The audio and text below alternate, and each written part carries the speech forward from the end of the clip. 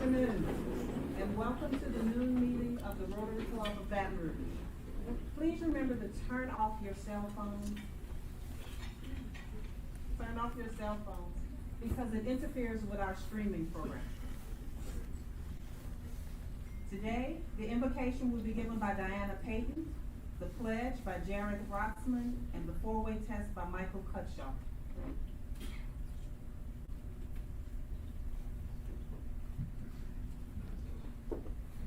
Let us pray.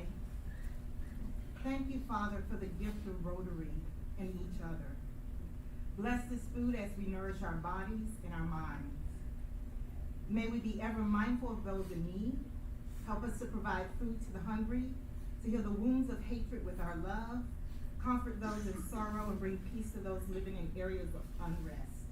Thank you for our speaker today, Senator Bill Cassidy. We ask that you continue to give him the knowledge, wisdom, understanding, discernment, and clarity to make the best decisions for the citizens of Louisiana and throughout our great nation. Help us, O Lord, to remember you and to be worthy instruments of your will. Amen. Amen. Pledge allegiance to the flag of the United States of America and to the republic for which it stands, one nation under God, indivisible, with liberty and justice for all. Please join me in reciting the four-way test. Is it fair to all concerned? Will it build goodwill and better friendships?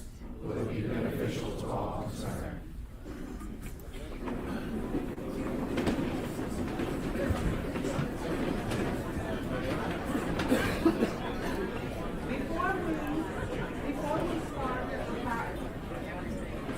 Before we start with our usual introduction, I would like every military veteran to please stand.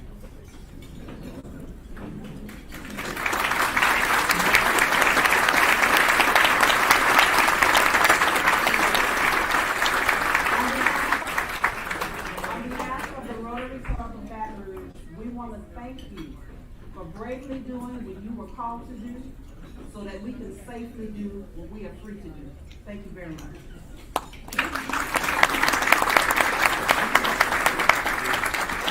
And now, Tina Holland will introduce our guests in our Interact Club.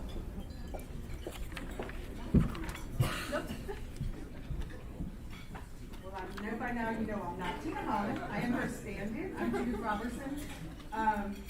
Please help me welcome our guests today. As you can look around the room, we have a lot of guests, and we're not going to name everybody individually, but we will name one. We have a visiting Rotarian, Scott Wilfong, from the Southeast Baton Rouge Rotary, guest of Tim Young. Where is he?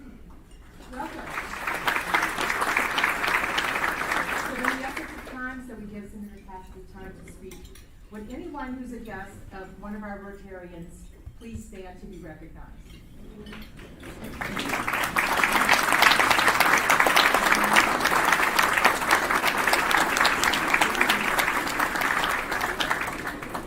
Now we also have the pleasure of having our Interact clubs here today. So I'd like to introduce them by their schools. When I call your schools, please stand to be recognized.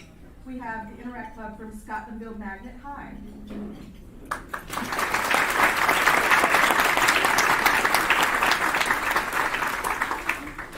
And now the Interact Club from Baton Rouge Magnet High.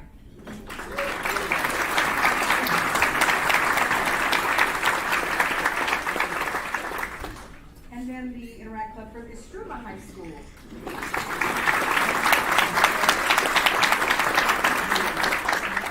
Welcome to all our guests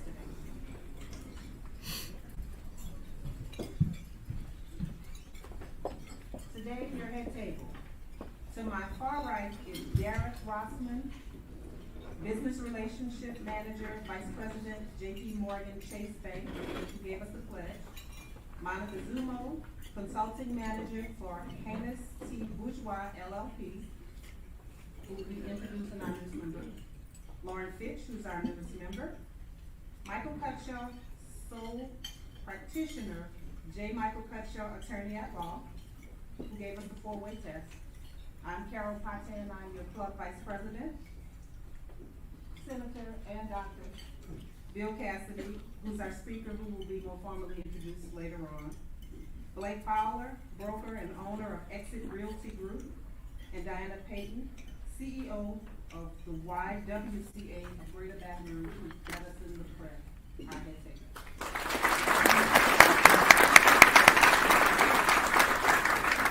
We have a few announcements today. First of all, we are in the middle of a blood drive, so please, please, please, if you haven't given, consider giving blood. I needn't go into my spiel on giving blood, but we are in dire need of blood due to the pandemic and due to non-pandemic medical conditions.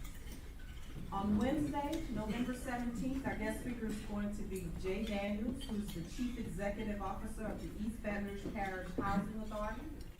And Jay will be speaking on rethinking housing. We will also be giving Pfizer and Moderna boosters, first shots, second shots, and flu shots, courtesy of our Rotarian Tim. Thank you again, Tim, for providing that service for our club. And then Wednesday, November 24th, we will not have a noon meeting because of the Thanksgiving holiday. And now, past President Stephen Winkler.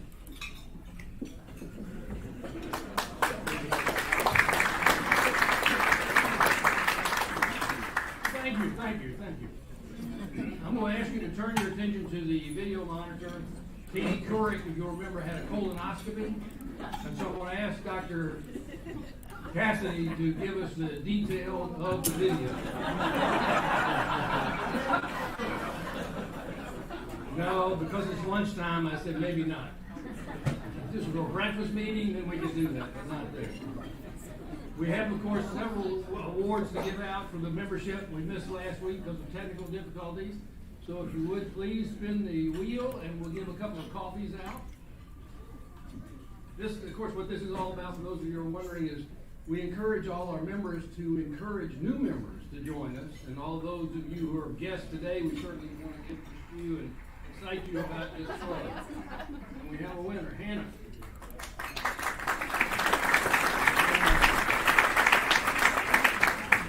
Okay, she's not here. It's not our names. Oh, okay. They like to do this to me. See what they do?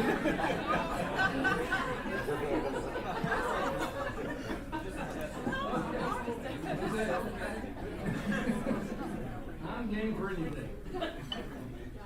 John Visa, are you here, John? All right, we'll mark it and give you up. We have another one, so please proceed with one more. Y'all keep up with this in the back of who's getting all these prizes. Oh, yeah, I know.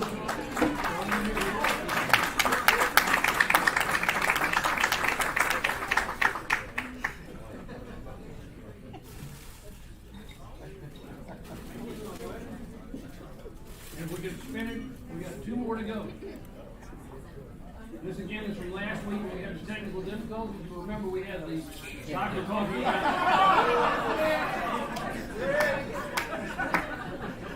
You remember last week we had the doctor here who was talking about kids and their brain development. And of course, one of the things that they use are these kind of toys. So we want to give that away. Do it again? Yeah. And the winner now is Liz. I think I saw you, Liz.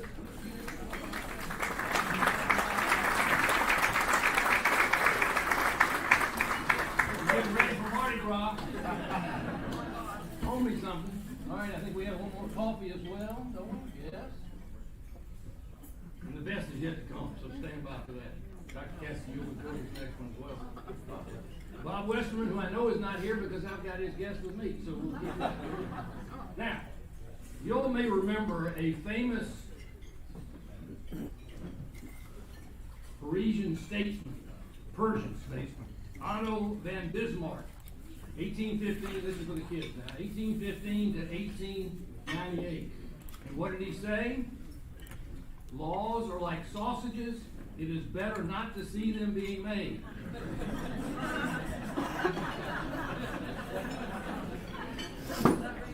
We have some sausage. If we can spin it one more time, we'll give a little sausage. This is for you.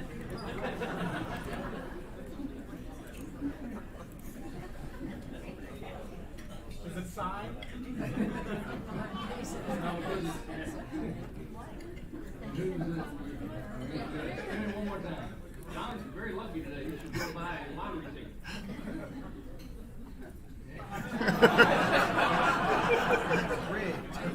Keep rolling.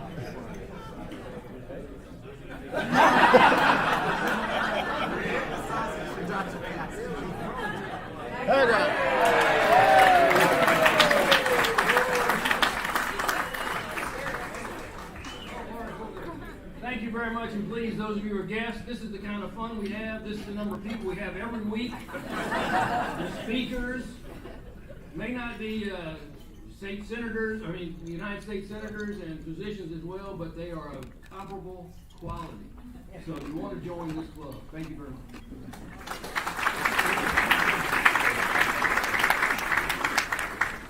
And now Monica Zumo will introduce our newest member.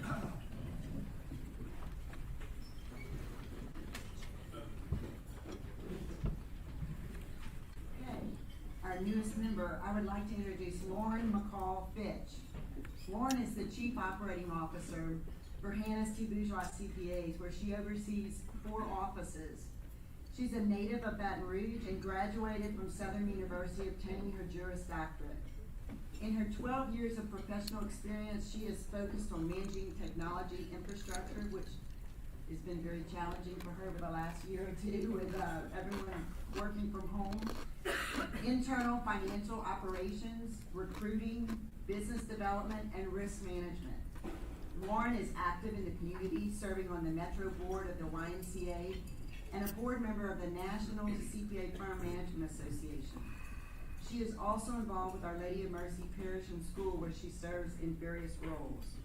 Notably, Lauren was recognized as a 2016 40 Under 40 recipient. She is married to Derek Fitch, who's in the audience, and is the mom and active sports fan for 3 children. Lauren's ability to get things done and her commitment to the community will be great assets to the Rotary Club. Please join me in welcoming Lauren Fitch.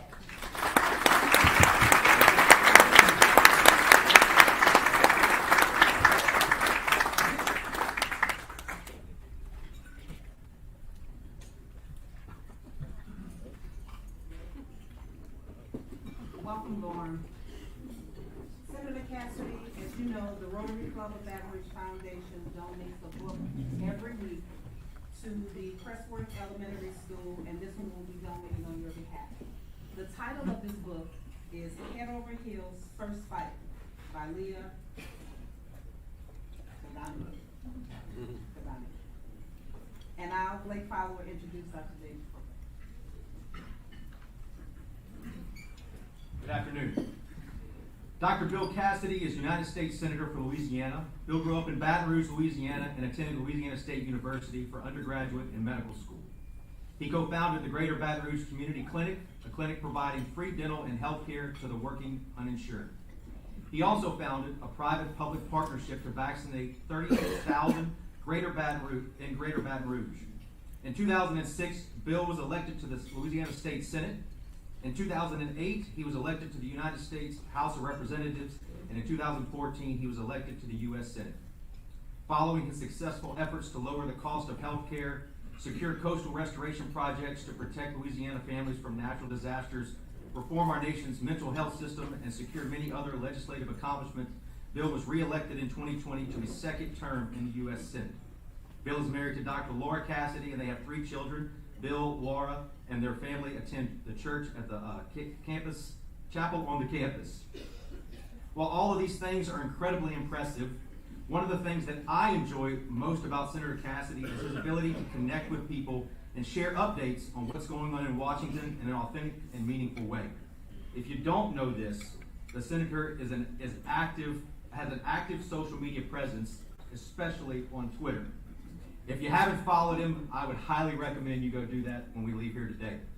My favorite thing about following him is watching his series, which he affectionately calls The Outrage of the Week.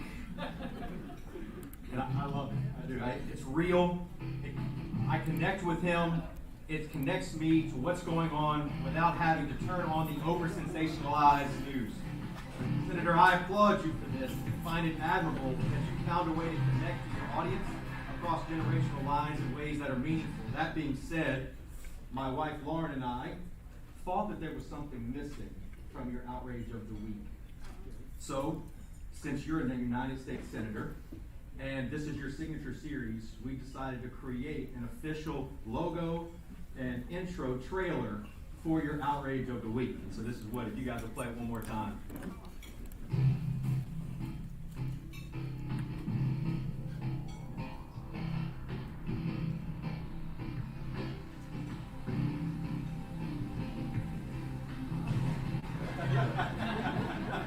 Please help me welcome Senator Bill Cassidy.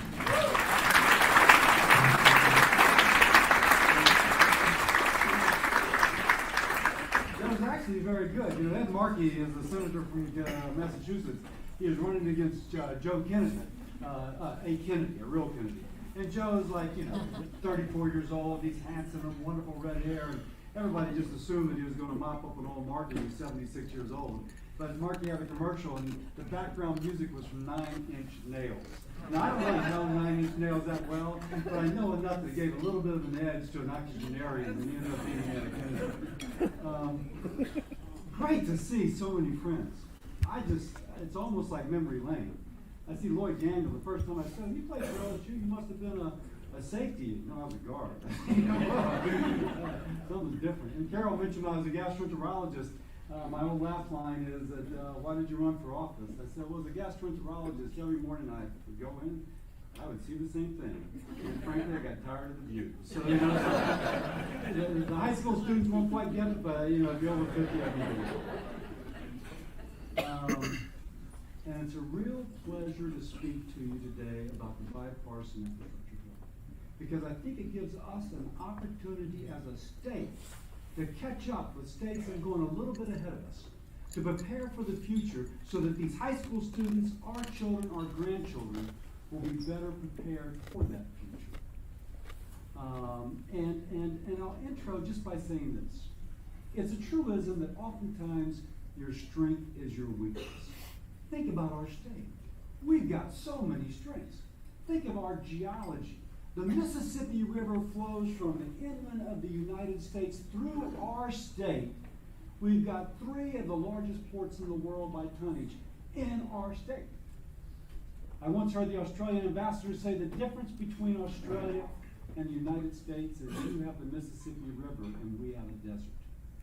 That river is huge. We got natural resources. We have natural resources in the sense that companies move here not just for the oil, not just for the natural gas. They move here for our salt domes because they need the chloride to make their product. We are blessed with natural resources. And we got an incredible geology. Hey, nice to see you. And yet within that strength comes weakness. Have you ever noticed a map of where hurricanes tend to go? They just head for that mouth of that Mississippi River. You do a scatter graph and it kind of centers right there on our coastline. If you look at the geology, our geology is great. It benefits us with natural resources, but it's also a little bit of I would say a curse, but the weakness is that our land is sinking and we're losing it into the ocean. And our natural resources have given us so many jobs, but it's made us dependent upon fossil fuel for those jobs in a future which will demand a lower carbon intensity. And whatever you think about that, it doesn't matter. We are going to have a lower carbon intensity future, and if we don't adapt, those jobs go away. Now, the reason why I like the bipartisan infrastructure bill is that it builds upon our strengths and it compensates us for our weaknesses, and it brings us to a point where we will be able to better compete with those states that surround us. Let me give some examples. On our geography, have you ever noticed that if you're going east, west, or south from East Baton Rouge Parish, you've got to cross a bridge? Yeah. So you don't get anywhere, you don't get out of the state east and west unless you cross a bridge. We are surrounded by water. Now, that's wonderful. We have these wonderful ports, but those bridges need upkeep. And those bridges become overwhelmed. In the bipartisan infrastructure bill, there's gonna be $5.8 billion coming to Louisiana for roads and bridges. When it comes to bridges, because it's a little top heavy there, Louisiana does 7th best in the nation in terms of the money we receive relative to the formula for our bridges. The state has already announced their big projects. One of them is to do a lot of work on the Mississippi River Bridge in Baton Rouge, to replace the Calcasieu Ship Channel, to do I-49 South in Lafayette, I-49 North in Shreveport, the 6-lane, the I-12 through the Florida parishes, from the Amy to the Pearl, and to build more on the I-10 connecting the airport in Kenner to the I-10. That's incredible. That will bring our state not to where it needs to be, but certainly far beyond where it is now. In terms of ports and waterways, we've got the strength of all these big ports. You gotta maintain it. There's about $9 billion in this bill for ports and waterways. Now that is not just to bring corn and rice and other commodities out of the inland of the United States. It creates a heck of a lot of jobs here. And the degree to which we support those is the degree to which we support the jobs that these young people are gonna lead on. Flooding. Now, we got great geography, but if you haven't noticed, we tend to have a little bit of extra water. $3.5 billion to mitigate risk of flooding. And I smile when I say this, because some folks have said, now by the way, I've gotten a little bit of criticism lately, if you haven't noticed, not just from my wife. And some of the criticism I got was that I would dare to debate, or should I dare to engage with the president and with Democrats, speaking as a Republican, to come up with this bill. Why would you even speak with them? You speak with them because if you're in the room, you're more likely to get the needs addressed to the people whom you represent. So there's $3.5 billion going to mitigate flood, prioritizing areas in our country which have recently flooded. Now that doesn't spell out Louisiana. That says Louisiana. And since Louisiana has made 1/3 of the claims on the National Flood Insurance Program in the last X number of years, that says Louisiana. And if you flooded in 2016, this can benefit you. Coastal restoration. The Army Corps is getting $17 billion for resilience, $2 to $3 billion of it is going for coastal restoration, prioritizing areas in our country that have been hit by natural disasters in the last 6 years. And I smile. They said that Russell Long used to put provisions in the tax code that would something, well, Ted Kennedy described it as this: a one-legged pirate with a patch over his right eye and a hook on his left arm, wearing a red bandana and a crooked hat. The point being that you can draft a law that doesn't say a company in particular, but happens to benefit a particular company. Now, by the way, do I think it's in our country's interest that Louisiana's coastline is restored? Absolutely. We only have to look at the devastations from Laura, Ida, and Katrina to know the consequences of a coastline that is eroding. So I say this not as someone who's trying to do something that's bad. I'm saying this is bringing federal resources to our state that will benefit our state, that those benefits will extend to the rest of the country. And this bill does that. Inherent in all this, think about the jobs being created. Think about the firms that are going to be doing that coastal restoration work, the elevation of the homes, the pump stations that mitigate that flood risk. Those will create jobs for our fellow Louisianans. We got great natural resources. You know, I just learned today that petrochemical has surpassed oil and gas, upstream oil and gas, as the largest industry in our state. I think I know that to be true. And again, we're blessed by natural resources. But if you speak to those plant managers, they're going to tell you unless we lower the carbon intensity of our products, we will no longer have access to markets in the European Union. And so there's going to be this continued push. They're worried about stranded assets. If we have an energy-intensive manufacturing process, will we be able to still sell those products overseas if it is so carbon intensive? There's $5.1 billion in this bill. It's included in an amendment that Chris Coons, a fellow from Delaware, and I drafted, that will help finance carbon dioxide pipelines taking carbon dioxide from where the plant is producing the product and sequestering it in our geology in a saline aquifer. In that way, we continue to use the natural gas that we produce so plentifully, but we do it in a way in which we capture the emissions. And if you're going to ship your good to the European Union, you'll preferentially be the vendor of choice because you've been able to produce it in a manner which does not have carbon intensity. If you are Dow and you have made a commitment to net carbon neutrality by 2030, and you're trying to decide where am I going to expand my next manufacturing plant, well, wait, we have a commitment to carbon neutrality. And Louisiana has not only the geology, but they also have the pipeline infrastructure and the regulatory code so that we can meet our net carbon neutrality and still expand our chemical plant. With this bill, we make this a go-to destination for those companies that wish to expand. Not just those who are already here, but those who wish to come in for the first time. This is about expanding our economy, about the jobs for those folks who are not in this room, but are depending upon the leadership of folks in this room in order to have a better future for themselves and their kids. I could go through a couple other things. Again, when you're in the room, you can do some things that are good. So-called hydrogen hubs that will take natural gas and take methane, if you will. Again, I smile as a gastroenterologist. My experience with methane was always so different. But you take methane and you can use that methane to make hydrogen, and you would sequester the carbon, but then ship that hydrogen around the world. That is going to be a huge market. There's already Air Products in Ascension is already doing this, taking the carbon from making hydrogen from natural gas and sequestering the carbon so they can ship that hydrogen overseas. This is already happening. This will help our state build it out even more. Direct air capture, you take the air, you take the carbon out, you sequester the carbon. I'm sitting there looking at it, reading about direct air capture. It works best in a hot, humid environment. I'm thinking, hello, I volunteer my state.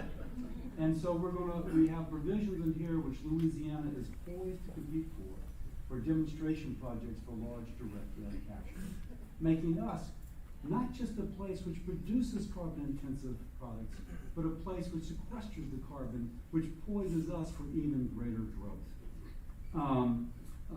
I'll mention a couple other things because I would like to have some time for questions. There's other things as well. I got a wonderful job. Again, I get a lot more variety than I formerly did. But you get to meet people and you get to understand which makes them tick.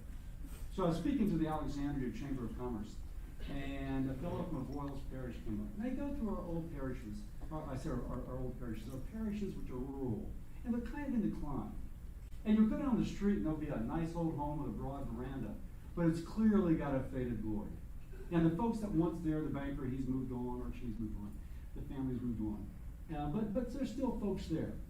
And what we've seen, though, with COVID, is people are tired of wearing masks and living cooped up.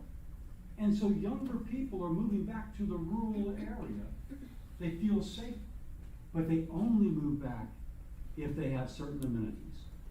It's my theory in life, a man only lives where either Uncle Sam or his wife tells him to. And my wife once told me a woman will not move to a place unless there is a good healthcare system, a good elementary school for her child, a place to go for her anniversary dinner, a grocery store, and she's added to that list broadband internet. Because with broadband internet, if your daughter wants to take Mandarin and it's not available in the local school, she can take Mandarin. If your son has a problem with mental health, your son can communicate via telemental health. If your husband is Zooming from home, he can Zoom from home. If she's starting a business, she can do so as well. And on Saturday night, you can watch Netflix. You do not have economic development without broadband internet. So there's a guy from Avoyles, he came up to me afterwards. And of everything I was talking about, he said, I really like the broadband internet. My daughters live away, but they would like to move back to Avoyles, but they won't move back unless we have broadband. I mean, it's like he took my message and he was giving my wife's message back to me.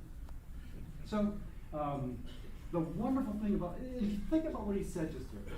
He goes, because he had worked for AT&T, he knew completely the implications of telecom. And he goes, if we build it, they will come. Now, he could have been saying his daughters. He could have been saying the distribution center that will only go where there's broadband internet so they can. Or he could mean that whole virtuous cycle where the daughters move back and the distribution centers moves back and the jobs begin to accumulate and the tax base improves and the school, that whole virtuous cycle. He could have been saying that. And he would have been true for all. So the wonderful thing about this plan, I really think that with the infrastructure, in all the different ways we've defined it, that if we build it, folks will come. And perhaps they won't leave. And there'll be that virtuous cycle that takes our state into the next decades and has prosperity in our state, as opposed to us looking over the border and seeing that prosperity in other states. That's what this bill does, compensating for our weaknesses and building upon our strengths. I would love whatever questions you have, because I'd rather speak to your question as opposed to guess what's on your mind. But thank you very much for having me.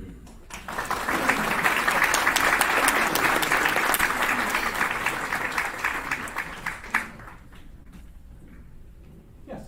Senator, I've seen all kinds of percentages in different publications about what the percentage of the bill, the 1.2 trillion, how much is really infrastructure? What a great question. I love that question. So there's $550 billion of new infrastructure, and it's a $1.2 trillion bill. $600 billion of it is already going for things that the government would otherwise fund. Department of Energy, Commerce Department, EPA, already agencies that are already there. So the $600 billion is there, $500 billion for new infrastructure spending. I've heard people say that only 11% is going for infrastructure. Well, let me just rattle numbers off the top of my head, and we'll quickly be over 11%, which would be about, what, 150 billion. There's 110 billion for roads and bridges. There's 65 billion for freight and passenger rail. There's $50 billion for resiliency, including 17 billion coming to the Army Corps of Engineers. I think there's 25 billion for FAA. There's $50 billion for water projects. 380 million or so will be coming to Louisiana next year so that a community near you can begin to redo their sewer and water systems. There is 8 billion or 9 billion for the hydrogen hubs. I think there's 17 billion for ports and waterways. Did I mention the 65 billion for internet? Clearly, I'm over 150 billion. And I'm approaching over 500 billion. Now, there's some things you might say, well, it's not really infrastructure. There's 21 billion to clean up Superfund sites, brownfield sites, and to cap abandoned oil and gas wells. But there's some things you can't do unless you clean up clinical mess. There's 25 billion, as I mentioned, for FAA. You can't expand a runway if there's an old flame retardant called PFAS in the dirt. You've got to clean up the PFAS first before you can expand the runway. So even the stuff for the environmental cleanup has a certain rationale in enabling what we're doing. So I can, if I pulled up my list, I would give you 500 something billion. That number you've read has been misinformation.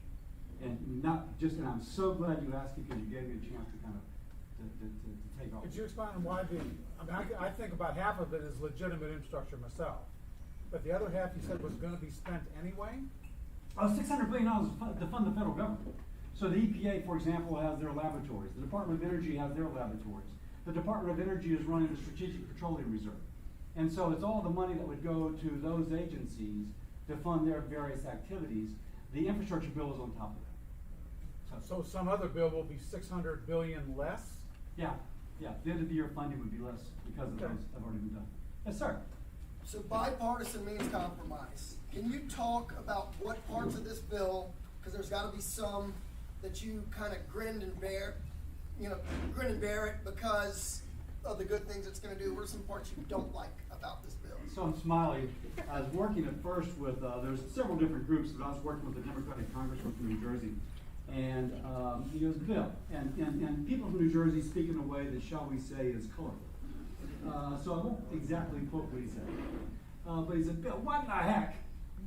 am I putting $6 million to cap abandoned oil and gas wells? I said, well, Josh, why am I putting so much money to some daggum rail station in New Jersey? He goes, you're right.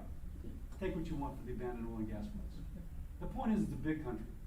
People in the West ask, why does there so much for passenger rail in the Northeast?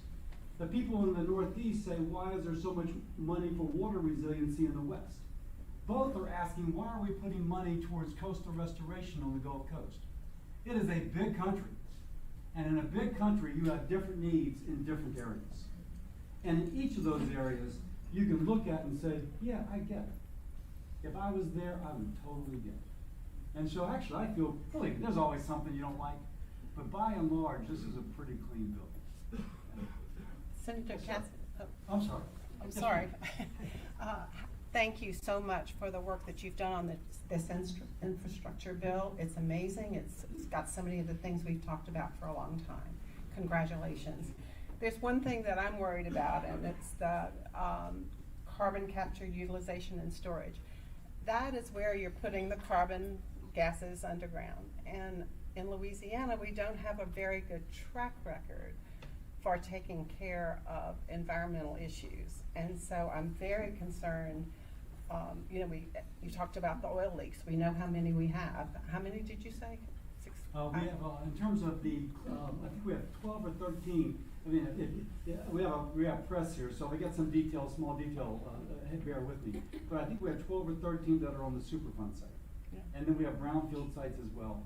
And then we have a lot of abandoned oil and gas wells. And we need that taken care of so badly. But I'm worried about this new pipeline underground, and how in the world are we going to take care of that effectively and continue to protect our citizens of Louisiana? We know how we're being affected by the air quality today. Yeah, how do you, let us talk about carbon capture sequestration. Again, where you take the carbon that would be released from another process and you put it beneath the ground in the saline aquifer. That's going to be, guidelines will come from the federal government, but we actually have the ability to permit that here locally. That actually gives us a huge advantage over surrounding states. If you have to get a pipeline that crosses the state line, federal government has jurisdiction. It can take years to get that done. If you can do an intrastate pipeline, you have state jurisdiction, and the regulatory environment is much more quickly to respond. You still have EPA overlooking you, but nonetheless, the permitting can take place on an intrastate. What I think we could end up better off than Texas, dare I say, is that we already have permission from EPA Region 6 for us to permit these pipelines. And we're seeking to get that permission for the sequestration process as well. Now, once you sequester the carbon, you've got to forever make sure that it never leaks again. So there's a lot of precautions in how you store this. And those will be followed. But I can promise you that Dow and BASF and Oxy and Procter & Gamble, when we get this right, will see our state as the go-to place to have carbon neutral production. And so I'm actually very bullish on this. It's a great, I think it's going to be good. And we'll still have EPA overlooking this, for those folks a little bit concerned about our state regulatory agencies. Yes, sir. How do we get your support for the Voting Rights Act? The Voting Rights Act. So the Voting Rights Act, great question, just came forward. The Voting Rights Act, and I opposed it, and obviously some folks here support it. We had record turnout in the last election, last presidential election. We never have had such an incredible turnout. So as people were speaking about the Voting Rights Act, the obvious question is, we just had record turnout. What are we going to, what problem are we solving? And then they would say, well, what about the Georgia law? The Georgia law is actually more permissive for early voting and Sunday voting than New York State, Colorado, or Delaware, 3 states that are considered reliably blue.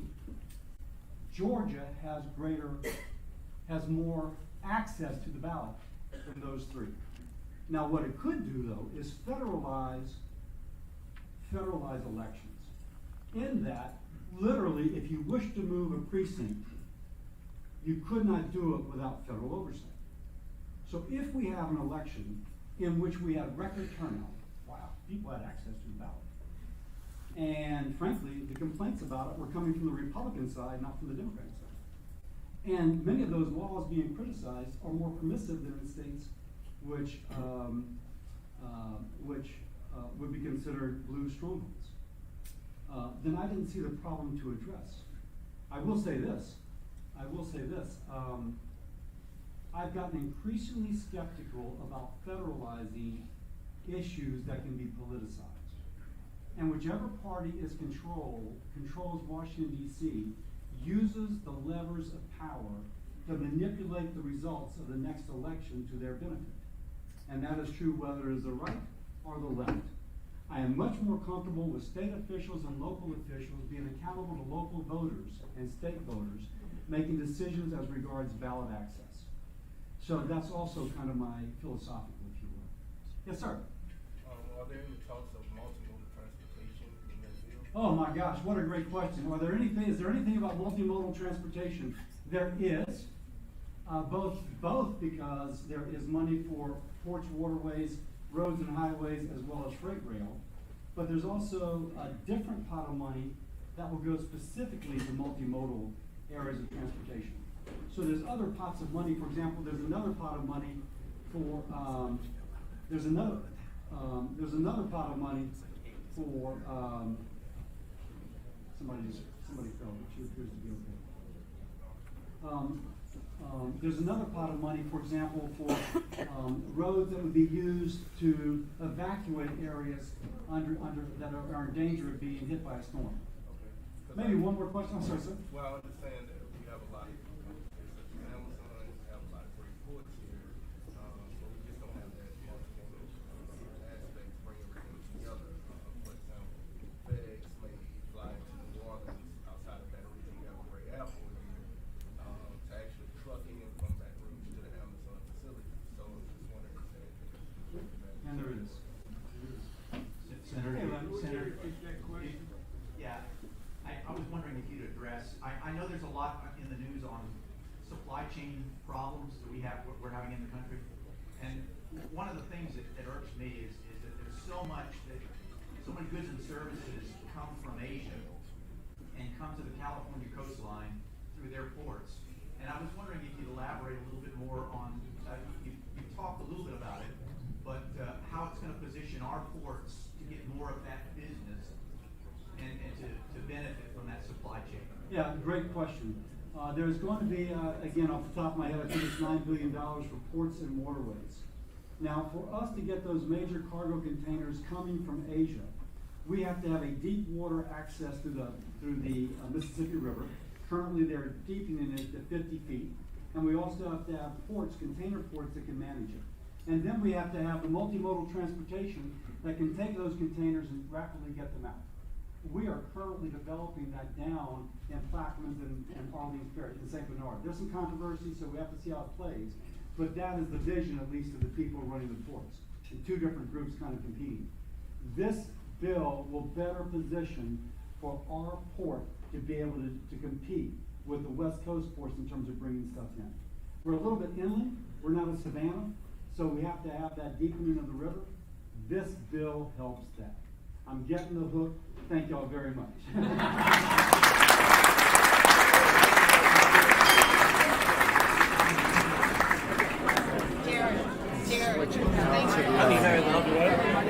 Switch it now to overlay the eye of the. We usually leave that up for about 30 seconds. And then cut the